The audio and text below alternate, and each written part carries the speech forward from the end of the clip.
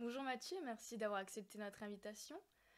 Tu es conteur professionnel depuis une quinzaine d'années et tu fais partie de la compagnie Rebond d'Histoire. Est-ce que tu peux nous la présenter? Ouais, bonjour, merci pour l'invitation.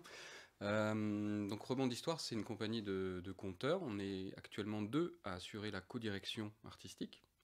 Donc Anouka Nussonen et moi-même. Anouka habite à Mulhouse et moi j'habite en Drôme depuis quelques mois, mais la compagnie est basée à Strasbourg. Donc c'est une compagnie qui existe depuis une quinzaine d'années bientôt. Et le travail qu'on a fait est vraiment principalement autour de ce qu'on appelle le conte. Alors le conte, ça peut être plein de choses, c'est un mot qui est un peu glissant, parce que le conte, c'est à la fois le type de récit, et c'est aussi le fait de raconter. Donc typiquement, un peu le répertoire, ça peut être le conte merveilleux, ce qu'on appelle le conte de fées, Barbe Bleue, Blanche-Neige, Pousset, etc. Mais dans le répertoire du conteur ou de la conteuse, il peut aussi y avoir la légende, le récit fantastique, les comptines, les jeux de doigts pour les enfants, l'épopée, la mythologie. Et on peut aussi retrouver des gens qui racontent des choses qui à la base sont plus littéraires, comme de la science-fiction par exemple, ou des romans. Donc finalement, au cours des 15 années depuis la création de la compagnie, on a fait des formes assez différentes, puisqu'on va intervenir dans pas mal de lieux finalement. Alors la plupart des engagements, c'est avec un public plutôt jeune, hein, ou familial. Donc soit on travaille dans des bibliothèques, dans des écoles, avec des spectacles qui sont très légers. Par exemple, juste une personne qui vient raconter avec un instrument de musique ou quelques objets. Et à l'autre extrémité du spectre, on peut avoir des spectacles aussi pour les scènes de théâtre, avec des musiciens en live, de la musique. Donc des tournées qui sont aussi plus lourdes à organiser. Et on a aussi le spectacle Les Runes d'Odin, dont on va parler un peu après, où il y a du jeu vidéo qui s'invite sur scène. Mais finalement, le fait de raconter, c'est un geste qui est assez plastique, puisque la même histoire, je peux la réutiliser soit dans une classe, donc dans une salle de classe avec les enfants ou les collégiens par exemple assis à leur table, sans lumière, enfin le néon là qui grésille au-dessus de ma tête, comme je peux utiliser la même histoire sur un plateau de Ouais, théâtre différents avec des effets. musiciens, etc. Et ça, je trouve ça super intéressant parce que l'histoire est une matière souple qu'on va adapter avec des dispositifs qui varient. Et du coup, au cours des 15 dernières années, on a cherché à inventer ou à réinventer ou à creuser des dispositifs où l'histoire est partagée. Donc typiquement, le dispositif le plus classique, c'est le public qui est assis en randonnion sur ses chaises et qui écoute. Voilà. Donc c'est un dispositif, on dit frontal, qui est unidirectionnel. Donc il y a une personne qui raconte et les autres qui écoutent. Ça c'est la base. Mais on peut aussi avoir des balades contées en forêt, dans des monuments historiques, etc. En extérieur, du coup. En extérieur ou à l'intérieur d'un grand bâtiment, Oui. par exemple. Et on se déplace dans le bâtiment, on fait des arrêts, et à chaque arrêt, on va raconter une histoire, une anecdote, quelque chose qui peut avoir un lien avec ce qui est autour de nous. Donc on navigue aussi entre ce qui est historiquement vrai, et puis de la fiction ou du répertoire des différents récits. Et donc au fur et à mesure des différentes tentatives qu'on faisait, moi j'avais envie aussi d'aller titiller le numérique. Donc ça, officiellement, on a commencé, c'était en 2013, il y a presque 10 ans, à Saverne, donc, qui est une petite ville du Bas-Rhin où on était en résidence dans un théâtre pendant 4 ans. Donc en résidence, ça veut pas dire qu'on habite là-bas, mais ça veut dire qu'on Un accompagnement. on vient régulièrement, ouais, à la fois pour créer, diffuser des spectacles, mais aussi mener pas mal d'actions avec des gens. Et on avait proposé un projet qui s'appelait Il y a des portes, qui était un projet de science-fiction transmédia collaborative. Ok. C'était l'époque où le mot transmédia était à la mode. Oui. Et donc en gros, avec Léo Henry, qui est un auteur de science-fiction qui habite à Strasbourg, on avait inventé les bornes d'un univers de science-fiction. Et on invitait les gens à écrire, dire, dessiner, inventer, enregistrer des histoires qui petit à petit ont nourri cet univers. Et à partir de ce répertoire-là, on a créé des spectacles. Et on a aussi demandé à un studio de faire un jeu vidéo à partir de ça. Donc c'est le studio Almedia, qui existe toujours à Strasbourg, qui fait surtout du serious game. Et donc On avait développé la franchise Il y a des portes à Strasbourg également, dans un atelier qu'on faisait une fois par mois à la librairie Galaxy Bis, qui est une librairie de SF d'occasion, qui est super. Et on se retrouvait un vendredi soir par mois pour inventer des histoires dans cet univers, mais qui se passe à Strasbourg. Ok. Ce qui m'intéressait là-dedans, c'est que souvent la science-fiction se passe sur Mars ou à New York, ou dans des lieux très exotiques. Et la question c'était, comment tu écris de la science-fiction dans un lieu que tu connais, où tu habites. Ouais, donc là, il fallait écrire sur Strasbourg, du coup. Ouais, donc c'était intéressant parce que c'était fait avec des Strasbourgeois, donc ça parle aussi de comment on vit la ville, les endroits qu'on connaît, et puis aussi les endroits que connaissent les touristes, ou comment est présentée la ville officiellement. Et donc on a écrit les histoires, et moi j'ai travaillé avec Almedia sur le gameplay, le synopsis, et eux ont réalisé le jeu. Et c'était un jeu, une espèce de point and click. On devait se déplacer dans la ville et résoudre des énigmes. Donc c'était surtout du texte et des images, et puis un système de déplacement à la souris. Et donc c'est suite à ça qu'en réfléchissant avec les autres membres de la compagnie et le bureau, on s'est dit, ah tiens, mais il y a une piste avec le jeu vidéo qui est intéressante. Et on a clôturé cette période-là avec une intervention au Shadok, qui à l'époque était lieu de ressources numériques à Strasbourg. Un peu le pendant de Blida à Metz, enfin c'est un peu différent quand même. Et on avait fait une game jam pendant un week-end, et en fait le jeu, on l'a joué en public le week-end d'après au Shadok. Okay. Et donc des gens étaient tirés au sort pour jouer, faire avancer l'histoire. Moi je racontais l'histoire et il y avait des musiciens en live qui faisaient la musique. Ah ouais, trop bien. Et c'était super. Et c'était bon, c'était un peu à l'arrache parce qu'on avait fait ça vite, mais ça fonctionnait. Et surtout, l'attitude des gens est intéressante, parce que souvent, je regarde les gens au théâtre, en tout cas en France, ils sont un peu comme ça, hein, un peu sur l'arrière. Et là, le public, enfin, il y a comme un investissement.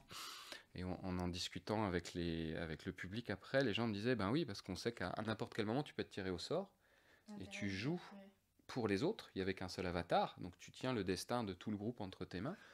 Donc il faut que tu sois prêt et tu suis l'histoire. Ouais. Il y a un enjeu là-dessus. Et c'était vraiment un chouette moment.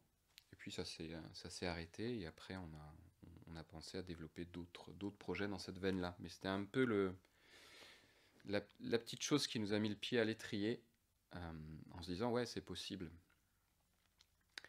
Et aussi l'idée me venait parce que finalement on va assez facilement opposer le jeu vidéo et le théâtre dans le classement hiérarchique des œuvres culturelles.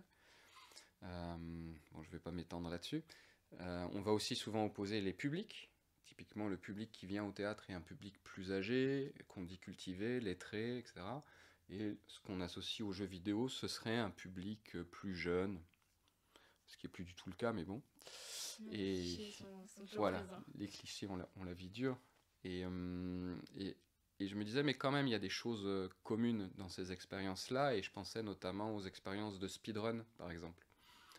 De ce que j'en comprends, il y a un public qui vient voir quelqu'un qui est super bon et qui exécute une partition, une œuvre. Un peu comme on viendrait écouter un violoniste jouer une partition hyper dure.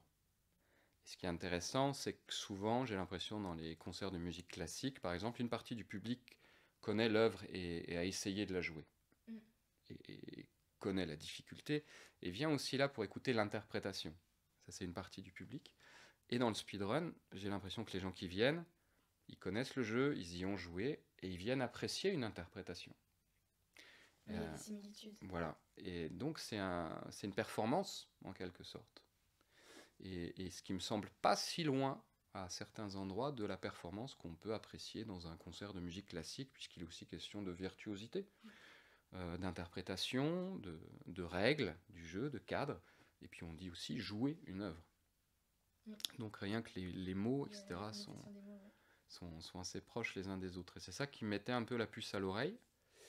Et j'avais essayé de voir s'il existait déjà des choses qui avaient été faites dans ce domaine-là, et puis je n'avais pas trouvé grand-chose, à part des chercheurs, des universitaires qui avaient commencé à s'intéresser sur le sujet, ou qui traitait plutôt des questions du numérique au théâtre.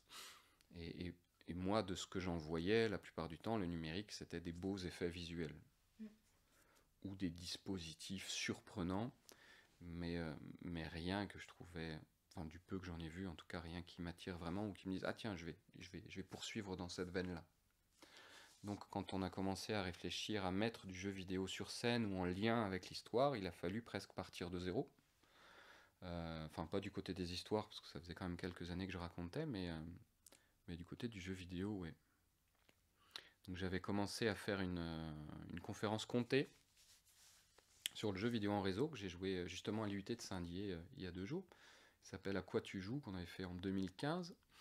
Et c'était justement de partager ces questions de recherche scientifique par rapport aux jeux vidéo, notamment au réseau, ou même au RPG, aux jeux en ligne massivement multijoueurs, jeux de rôle en ligne massivement multijoueurs, pour un peu combattre ces préjugés et ces poncifs sur les jeux vidéo.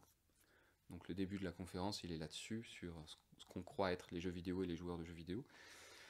Et petit à petit, je glisse sur de la recherche de chercheurs en jeux vidéo qui sont sociologues, ethnologues, anthropologues, et donc qui s'intéressent à comment le jeu vidéo est en train de changer l'organisation du monde, notamment le jeu vidéo en réseau. Parce que pour moi, il y a une vraie bascule qui se fait là-dessus. Donc c'était déjà à cette occasion que j'avais pas mal potassé le sujet quand même. J'avais lu les livres, regardé parce qu'il y avait déjà des conférences sur YouTube à l'époque aussi, des vignettes, et voilà. Après, il fallait mettre les mains dans le cambouis, dans le moteur, et c'est toute la phase de réflexion et de production qui vient par la suite. Mais finalement, l'idée de créer un spectacle où il y a du jeu vidéo qui a été créé en 2021, parce que je serais bien en peine de dire combien de temps a duré le travail, puisque c'est au moins depuis 2013 qu'il y a quelque chose dans l'air. Il y a déjà des idées, ouais. Voilà.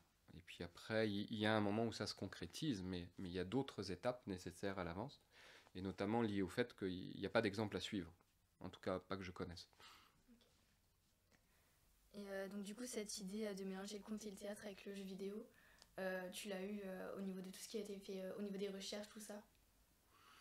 Je pense que ça vient de plusieurs endroits. Il y a comme je te disais, le speedrun, cette performativité du jeu vidéo que je trouvais intéressante, qui se rapproche aussi un peu de l'événement sportif. Il y a quelque chose qui est là. Et puis c'est un parcours personnel aussi, parce que souvent on se dit, les conteurs, vous devez avoir une filiation ou quelqu'un qui vous racontait des histoires.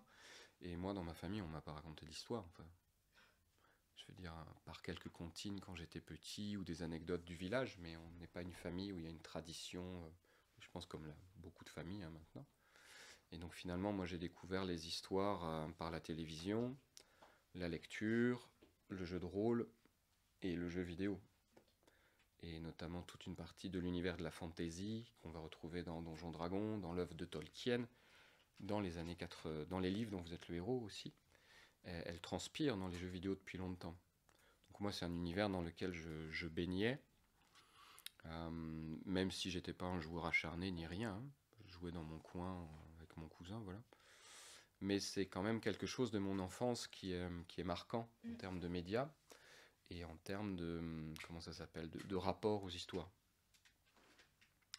Voilà, donc l'idée, elle vient à la fois du constat qu'il pourrait y avoir quelque chose entre le théâtre, le conte, le jeu vidéo, et aussi d'un parcours personnel. Simplement, je vois des conteurs d'une autre génération qui ne jouent pas aux jeux vidéo, et on discutait de ce projet-là, et eux trouvent ça intéressant, mais c'est loin d'eux, parce qu'ils n'ont pas pratiqué, je pense. C'est simplement, il y a ça qui joue aussi. Donc il y a des questions biographiques aussi. Peut-être maintenant qui semble évident parce qu'à peu près tout le monde joue à partir d'un certain âge, mais ce qui n'était pas le cas quand moi j'étais plus jeune. Et après, j'aurais du mal à dire, c'est à ce moment-là que j'ai eu l'idée ou ça s'est fait comme ça. Il y a eu plusieurs choses. Moi, j'avais envie de retravailler sur la mythologie nordique, parce qu'on avait déjà fait un spectacle dessus avec Dimitar Gougov, qui est un musicien. Donc un spectacle, on appelle un tour de conte, en fait. Je raconte des histoires, et puis il y a de la musique en même temps, et ça interagit. Et puis j'essayais, en fait, de trouver un mode de jeu pardon, qui permettent d'écouter des histoires. Et c'est pas évident parce que ça pose la question du lien entre un jeu vidéo et la narration, qui est un grand sujet de recherche depuis un moment chez les universitaires, entre autres. Donc il y a des jeux vidéo où il n'y a pas besoin d'histoire. Tetris. Si, je crois qu'il y en a une quand même. Enfin, on peut totalement jouer sans histoire. Oui. Et on peut totalement avoir une histoire sans avoir un jeu. Les deux sont pas liés. Et j'essayais de me dire, ok, c'est quoi les formes de narration qui existent dans le jeu vidéo? Elles sont multiples maintenant. La narration environnementale, etc. Mais quand il n'y a pas de personnage de conteur qui raconte, parfois il y a un narrateur ou une narratrice, il y a une voix qui apparaît et qui fait les transitions. Un peu les cinématiques à moindre frais. Voilà. Une voix off. Et petit à petit, en cherchant, ce que je finissais par trouver intéressant, c'était le Walking Simulator. Même si certains disent que c'est pas du jeu vidéo, mais en tout cas, ok, c'est un environnement dans lequel on interagit avec un contrôleur et au sein duquel on peut écouter des histoires, et souvent pour des raisons, il me semble, économiques. C'est des petits studios qui font souvent les Walking Simulator. En fait, c'est enregistré. C'est des espèces de pistes audio qu'on trouve. Et puis on récolte des morceaux d'histoire et en écoutant les voix, on commence à comprendre ce qui s'est passé. Et je trouve ça vraiment intéressant, cette posture de l'enquêteur, de l'enquêtrice, c'est-à-dire plutôt que de te livrer l'histoire telle qu'elle, comme on fait quand on raconte une histoire souvent, c'est de façon chronologique, parce que c'est hyper dur à suivre une histoire de manière orale. Là, c'est éparpillé et tu essayes de reconstituer les pièces du puzzle. Donc ça te met dans une autre posture. De réflexion, ouais. T'es plus concentré du coup. Tout à fait. Et ça, je trouvais intéressant. Donc quand j'ai commencé à apprendre Unity 3D dans l'idée de me dire, ok, dans quelques années, on va faire ce projet, mais il faut que j'apprenne à me servir de logiciel, j'ai commencé à faire des Walking Simulator.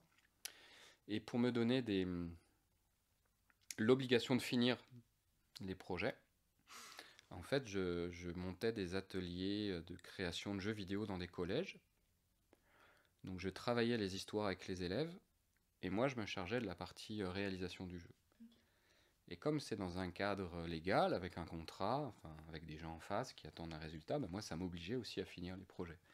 Ce qui, je pense, c'est vraiment important quand on commence à faire des jeux, même tout petits, c'est d'arriver à la fin. Ouais, de pas partir trop loin et finalement pas réussir à finir. Ouais.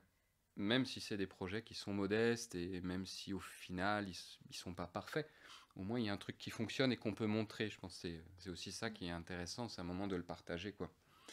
Et c'est d'autant plus intéressant que là, moi, je pouvais le partager avec des gens dans une salle. Je le mettais pas sur Itch ou sur un autre hébergeur de jeux vidéo en espérant que quelqu'un dans le monde le télécharge. Là, c'était super de pouvoir le présenter. Et donc, ce qu'on faisait avec les élèves, c'est qu'on préparait une petite intervention. On allait dans une autre classe, on invitait une autre classe. Donc, les élèves présentaient ce qu'on avait fait, les étapes de travail, et on faisait jouer les autres au jeu. On a le retour direct. On a le retour direct. Et là, il s'est passé un truc hyper intéressant, qui était un peu douloureux, dans le sens où tu as quelqu'un, par exemple, qui est tiré au sort pour jouer, et puis tu as une partie du public, moi je faisais pour des collégiens, c'était des 4e, 3e, tu as une partie du public, typiquement, mais même sans être trop caricatural, les gars qui se mettent au fond, et qui pourrissent la personne qui joue parce qu'elle joue pas comme elle faudrait, elle est pas assez bonne, ils auraient fait autrement, et donc je me retrouvais à essayer de les calmer un peu, de les tempérer en me disant non mais voilà, c'est une expérience, c'est pas grave si elle est pas parfaite, voilà. Et suite à ça, je me suis dit si on fait un jeu dans lequel le public intervient, moi j'avais pas du tout envie que cette même situation se reproduise. Parce que finalement, c'est une personne qui joue sous le regard des autres. Ouais, c'est très impressionnant. Et si en plus les autres te pourrissent, enfin franchement, c'est... On retrouve encore ces trucs de toxicité et qu'on a dans le jeu vidéo. Ce qui se rapproche un peu je me disais, du speedrun, mais dans le speedrun, la personne qui joue, elle est super, elle est très douée. Donc il y a peu de critiques possibles à ce niveau-là. Et en réfléchissant à ça, je me disais, déjà d'une part, il ne faut pas que ce soit une seule personne qui joue, mais plusieurs, comme ça la responsabilité est diluée. Et puis pour éviter que dans un groupe, il y ait des gens qui soient à l'aise à l'avance parce qu'ils ont l'habitude du contrôleur. Une manette, c'est pas simple quand on n'a jamais tenu, hein. C'est même hyper complexe. On va inventer des contrôleurs. Ça s'appelle maintenant des contrôleurs alternatifs. On va inventer des contrôleurs, comme ça les personnes qui n'ont jamais joué sont pas décontenancées et les personnes qui ont déjà joué sont pas trop à l'aise. Ouais. Donc ça réduit l'écart. Ça réduit les écarts. Et puis de trouver des contrôleurs, un mode d'action qui a un rapport avec le jeu aussi physiquement. Parce que la manette, avec une manette, tu peux jouer un jeu de basket, comme tu peux jouer à Tintin ou Tibet ou à GTA V, qui sont des jeux très différents dans les actions que tu fais, mais tu as le même objet en main. Oui, la manette, le contrôleur, c'est la même chose. Même si tu as même le bouton A, c'est pour sauter, enfin il y a des habitudes qui sont prises. Et là, c'était d'inventer des contrôleurs très simples pour obliger les gens à faire d'autres gestes. Mais il n'y a plus les réflexes, il n'y a plus rien. Voilà. Après, on pourra en parler plus par rapport aux ruines d'Odin, mais les gens qui ont l'habitude de jouer, j'ai remarqué, s'ils ne sont pas plus à l'aise que les autres sur les contrôleurs, ils ont des tactiques, ils ont des stratégies, ils voient plus loin, ils voient en avant. Bon, ça, quand même, c'est une expérience qui est acquise par le temps de jeu. Mais cet élément des contrôleurs, ouais, pour moi, était vraiment important et finalement, il a permis aussi de faire jouer des gens de différentes générations. Ce qui est un élément important du projet. Comment tu as construit le spectacle? Du coup, les phases de jeu, c'est la poursuite du mythe, c'est une progression? Alors, c'est le grand échec du projet. Non, enfin, c'est pas un échec, c'est une leçon. C'est une leçon pour l'avenir. Non, il y a plusieurs trucs. C'est qu'au départ, mais ça, je pense, dans la plupart des spectacles que je fais, je pense à quelque chose d'assez complexe et de séduisant, où tu as une bonne idée et tu dis, ah, c'est malin, ça, c'est comme ça. C'est un petit objet un peu précis.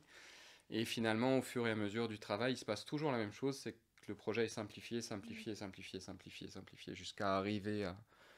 Et je me dis à chaque fois, on aurait pu commencer directement par là. Mais je crois que pour arriver à un objet simple, en tout cas pour moi, il faut d'abord que je passe par quelque chose d'assez complexe, et ensuite de couper. Et donc, ouais, j'avais envie d'une narration un petit peu complexe, avec une narration polyphonique, avec des points de vue de différents personnages. Et ça s'est pas fait, pour plusieurs raisons. Mais sur le lien entre l'histoire et le jeu, le nœud principal, c'est la nature de l'histoire. Dans le sens où c'est de la mythologie nordique. Pour aller très vite, en fait, dans la mythologie nordique, on peut estimer que la part du destin est primordiale. C'est-à-dire même les dieux les plus puissants, comme Odin par exemple.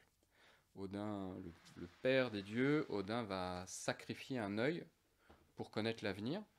Il jette l'œil dans le puits. Et en échange, il connaît l'avenir, mais il ne peut pas le modifier. Okay. Donc il est à la fois dans une posture de puissance et d'impuissance totale. Et moi, j'avais envie de garder cet aspect de la mythologie nordique qui, pour moi, est très important et j'avais pas envie de le tourner. Ce qui pose un vrai problème par rapport à l'interactivité, puisque dans le jeu vidéo, a priori, on a la promesse de pouvoir faire évoluer l'histoire, de la faire avancer, voire même de construire son propre destin.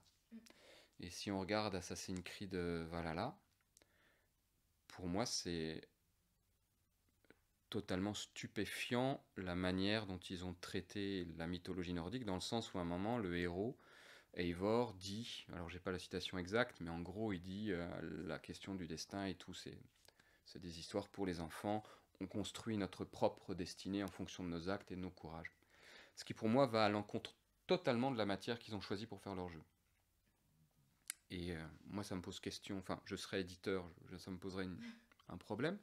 Mais en même temps, voilà, comment tu veux faire, puisque tu vends aux joueurs la possibilité de forger leur destinée, et en même temps, tu es dans un système d'histoire où tu dois suivre la quête, quoi. Tu dois suivre la quête, et puis tu as ton rôle, et tu n'en sors pas, quelque part. Et en ce sens-là, la mythologie nordique est très particulière. Et donc, c'est sur ce nœud où je me suis longtemps heurté, et sans spoiler comment ça se passe, finalement, le jeu vidéo va suivre cette notion de destin qui est révélée à la fin. Okay. Voilà. Mais c'est vrai que l'articulation entre l'histoire et le jeu était complexe dans ce sens-là, parce que ça pose la question de qu'est-ce qu'on peut faire. Et puis, moi, idéalement, je voulais qu'en fonction de comment les gens jouent, la suite de l'histoire change. Sauf qu'en discutant notamment avec Anthony Guérin, qui a fait du mentorat, du suivi sur ce jeu, on se disait, finalement, les gens vont jouer qu'une fois. Donc, ils n'auront pas la possibilité de voir d'autres branches narratives. Ouais, donc du coup, l'histoire, tu as gardé la même... L'histoire est linéaire, ouais. Et même, l'autre contrainte, c'est si tu prends une branche, si tu veux faire comprendre aux joueurs qu'il y a des variations scénaristiques, il faut qu'ils puissent explorer les différentes branches. Et ça prend un certain temps. Et nous, on avait fixé le temps du spectacle à 1h15, pour des raisons d'organisation par rapport au lieu qui accueille, etc. Et donc, à partir de là, t'as pas le temps de raconter plusieurs variations du même passage. C'est trop long.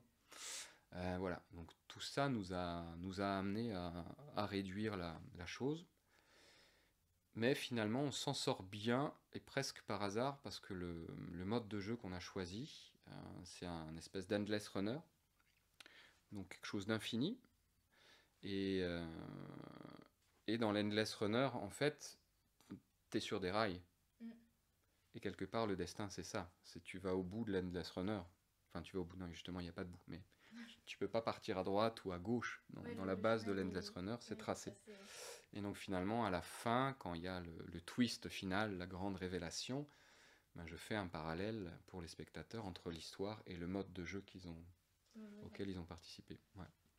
Pourquoi tu as choisi spécialement la mythologie nordique pour l'adapter avec un jeu ? Ça, c'est un goût personnel. Après, la mythologie nordique, elle est assez peu présente dans les spectacles, un peu dans les opéras, avec Siegfried, tout ça. Mais il y a très peu de conteuses ou de conteurs qui le racontent, en tout cas en France, par exemple. Et puis, pour moi, la mythologie nordique, c'est un peu la source de tout ce qui est fantasy, heroic fantasy, et le jeu vidéo baigne dedans. Et puis, c'était le moment où la thématique des Vikings était très, très présente aussi, donc c'est un argument commercial. Parce qu'aussi, la question, c'est, quand on prépare un spectacle, un objet, c'est à qui ça va s'adresser, et comment est-ce qu'on fait pour toucher du monde. Donc, quels sont les sujets, c'est quoi la conjonction entre mes intérêts personnels et puis le public du moment. Voilà. Du coup, ton public, c'est quoi ? C'est plus des joueurs, des non-joueurs ? Ça dépend des lieux où on va. Et l'idée, le désir du projet, c'est de toucher les deux. Un peu comme sur la conférence À quoi tu joues sur les jeux vidéo en réseau. Moi, je l'avais pensé notamment pour essayer de ressouder un peu les familles. Parce que le jeu vidéo reste un sujet de tension au sein des familles ou des couples. Mais ça va aussi, ouais. À cause du temps qui est accordé à ça. Donc il y a des gens qui jouent ensemble, c'est super, et puis il y a des gens qui se déchirent à cause de cette activité. Ça pourrait être autre chose, mais le jeu vidéo prend du temps. Et donc la conférence, je l'avais pensé à la fois pour les gens qui jouent et ceux qui ne jouent pas, pour qu'ils aient un support commun de discussion. Et la conclusion personnelle que j'en avais tirée aussi, c'est qu'en fait, quand on regarde un film ensemble, enfin, imaginons, tu rentres dans le salon, quelqu'un est en train de regarder un film, toi tu arrives au milieu, bon, tu regardes, t'as pas vu le début, mais tu partages la même expérience, donc tu peux en parler. Le jeu vidéo, quand tu ne joues pas, ça n'a rien à voir. Et c'est pour ça aussi, je pense qu'il y a beaucoup de questions sur la violence, c'est que la violence, elle peut être crue quand on regarde les images, mais quand on joue, peut-être on y met plus de distance aussi, enfin il y a autre chose qui se passe dans le rapport à la violence de certains jeux. Et finalement, peut-être une des difficultés pour parler du jeu vidéo, c'est que tant qu'on n'a pas partagé l'expérience, la discussion reste difficile. Mais elle est plus fermée. Ouais, elle reste sur des a priori, et à un moment, on n'arrive pas vraiment à dialoguer. Et donc la conférence comptait, c'était pour toucher ces deux types de publics-là, ceux qui jouent pas. Donc j'avais des fois des grands-parents qui venaient parce qu'ils se sentaient démunis, parce qu'ils avaient envie de passer du temps avec leurs petits-enfants, mais ils voyaient bien que les petits-enfants, ils jouent aux jeux vidéo et ça les intéresse pas, mais en même temps ils ont envie d'en parler, mais ils comprennent rien. Enfin, c'est quand même un objet très étrange. Ils n'ont pas les références, tout ça. Non. Non, ils comprennent pas ce qui se passe à l'écran, en fait, typiquement. Et puis le jeu vidéo a son vocable aussi. Et donc sur les runes d'Odin, c'est la même idée, en fait. C'est comment on va inviter des joueurs et des non-joueurs à jouer, D'où la question des contrôleurs alternatifs, pour permettre à tout le monde de jouer. Et donc il y a des médiathèques par exemple où je joue, où il y a le public de la médiathèque qui vient, qui est en partie un public un peu âgé, souvent féminin, intéressé par la lecture, les histoires. Et puis aussi, et là c'est un public qui est beaucoup moins présent en médiathèque, on va avoir des jeunes adultes qui viennent seuls, ou des adolescents avec leurs parents.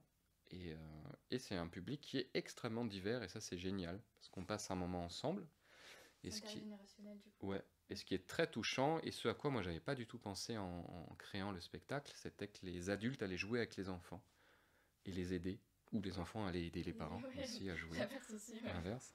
Et c'est très touchant, en fait. Et c'est grâce au contrôleur. Parce que, en fait, dans les runes d'Odin, on pilote un oiseau qui va de gauche à droite. Et il y a notamment ce contrôleur où chacun a une aile. Et on est à deux à piloter l'oiseau en même temps. Ouais, Donc c'est il faut se collaboratif, coordonner. ouais. Ouais. Donc ça, c'était vraiment une belle surprise. Oui. Et du coup, comment on fait comment tu choisis ton public pour qu'ils viennent jouer? C'est sur le volontariat ou... Alors ça, c'était une grande question, notamment liée aux ateliers qu'on avait donnés, et là, tu sais, les présentations de public, parce que tout le monde voulait jouer, machin, donc voilà, c'était un peu dur. Et donc là, en fait, les joueurs sont tirés au sort au début. Enfin, non. Quand les spectateurs rentrent dans la salle, les spectatrices, je leur donne une carte RFID, ils savent pas, c'est une carte, où il y a une rune qui est dessinée. Toutes les runes sont enregistrées dans l'ordinateur. Et donc, à un moment, quand il faut jouer, c'est le destin qui choisit. Et donc, les runes sont tirées au sort, comme au loto. Et voilà. Et les gens se lèvent et jouent. Et puis, si vraiment quelqu'un n'a pas envie de jouer, il donne sa carte discrètement. Et voilà. Ok, ouais. Mais du coup, le tirage au sort, il y a la notion de destin. Donc, en fait, moi, dans les spectacles qu'on crée, c'est qu'à la fois ce qu'on appelle la dramaturgie, l'histoire, le matériel, le gameplay, essayent d'être soudés ensemble et d'interagir. Donc là, dans un élément de tirage au sort, parce qu'on a besoin de choisir les joueurs, on arrive à remettre l'histoire. C'est le destin qui choisit. Voilà. Ok. Et est-ce que tu as t'as des contraintes techniques, par exemple, avec le public au niveau de la jauge euh, Alors, les contraintes techniques, elles sont souvent liées aux contraintes du lieu qui accueille, et puis aussi au fait que c'est une expérience, nous, qu'on veut proposer pour un petit groupe de personnes. Donc on le limite à 60 personnes, 50, 60, ce qui est déjà une petite masse quand même. Sachant qu'il y a 2 parties de jeu, il y a 6 personnes tirées au sort, donc il y a 12 personnes. Donc il y a 1/5 des gens qui jouent, ce qui est pas mal, ce qui pourrait être plus, mais qui est déjà pas mal. Et finalement, les autres qui ne jouent pas sont investis parce qu'ils regardent, ils encouragent, ils conseillent, enfin voilà, tout le monde joue quoi, en quelque sorte quand même. Et pour limiter les contraintes techniques des lieux qui accueillent, en fait, on est autonome. Donc aussi la fabrication et la réflexion des contrôleurs alternatifs qui ont été faits par Catherine Somsday, qui est une scénographe de théâtre, de marionnettes. Ça a aussi été pensé pour être solide, tout rentrer dans une caisse, voyager en train. On fournit le vidéoprojecteur, donc finalement le lieu qui accueille a juste besoin de fournir un mur, et une prise électrique ou un écran. Ouais, c'est pratique du coup à Ouais. s'adapter, ouais. Et puis ça évite les mauvaises surprises. Et puis la plupart des lieux dans lesquels on joue ont des configurations très différentes. Et sinon on passe un temps infini à essayer de trouver des solutions techniques. Donc là aussi l'idée c'était de tout fournir clé en main. Oui, il y a moins d'imprévus avec la salle. Ouais. Ouais. Et c'est une installation qui se fait en même pas 1 heure, 3/4 d'heure. Donc c'est assez rapide et c'est adapté aux lieux dans lesquels on joue qui sont des petits lieux. Mais ça peut être n'importe quelle salle finalement. Ça n'a pas besoin d'être une médiathèque ou quoi. Ouais, tu l'as dit, du coup tu le faisais dans des salles d'école et puis aussi sur scène. Ouais, on peut aussi le faire sur scène, et dans ce cas-là, on a le grand écran du cinéma ou du théâtre, donc c'est encore une autre expérience, c'est intéressant. Donc moi j'ai vu le même jeu Ouais. à des échelles très, très différentes. Ouais. Et quel souvenir, t'as un souvenir marquant des runes d'Odin? Ouais, il y a un truc sur un vote qui était vraiment drôle, c'est qu'à la fin du jeu, il y a un choix qui doit être fait pour l'histoire, et les gens votent à main levée. Ok. Donc c'était une classe, c'était tout au début je crois, c'était même peut-être la 2e qu'on faisait, ils étaient 29. Et pendant la représentation, il y en a un qui doit partir, parce qu'il faut qu'il aille chez le dentiste. Bon. Donc sa mère vient le chercher, et puis il part, donc ils sont plus que 28. Et on arrive au vote final, disons qu'il s'appelle Tommy, le gamin, je sais plus, ou Bill, enfin, Laurent. Bref. Et le vote, on arrive à 14-14. Égalité. Et je dis, mince, comment on va faire? Et il y a un gamin qui lève la main, il dit, il faut appeler Bill chez le dentiste, comme ça il va nous dire. il va nous dire ce qu'il faut faire. Mais on n'a pas réussi à joindre Bill, le téléphone Ah, était coupé. dommage. Mais c'était incroyable en fait de penser que c'était une personne qui avait quitté la salle, qui détenait le résultat du vote et qui devait être au même moment en train de se faire remettre une carie. Euh, donc ouais, ça c'était un chouette souvenir, ou aussi d'une vieille dame qui était venue avec sa canne, et je me disais mince, ça va être dur. Elle est tirée au sort pour jouer. Et en plus, elle fait le rôle. On a une pédale où il faut appuyer avec le pied, donc il faut garder l'équilibre Avec et la tout. canne, ouais, c'est compliqué. Et je viens la voir, je lui dis: est-ce que vous avez besoin d'aide, madame? Et elle me dit: mais non, jeune homme, mais non, vous allez voir. Et puis elle pose sa canne, et elle a super bien joué. Et tout le monde l'a applaudi, enfin, c'était super, c'était un beau moment. Ouais. T'as un conseil à donner à quelqu'un qui voudrait se lancer dans le mélange spectacle-théâtre avec le jeu vidéo? J'aurais plein de conseils. Déjà que ça prend beaucoup de temps, mais peut-être la difficulté, euh, c'est que faire interagir le jeu vidéo et une pièce de théâtre, par exemple, c'est faire interagir deux objets qui existent déjà en eux-mêmes et qui sont fermés. Le jeu vidéo fonctionne tout seul, la pièce de théâtre fonctionne tout seul. Donc si tu les prends telles quelles et que tu les mets ensemble, ça peut pas bien se mélanger. Ou alors tu vas alterner les moments. Bon, pourquoi pas. Ce qui est quand même un peu le cas dans les runes d'Odin. Mais ce qu'on a essayé de faire, c'est de prendre un jeu vidéo, l'Endless Runner, qu'on trouvait intéressant, et d'en ouvrir les mécaniques.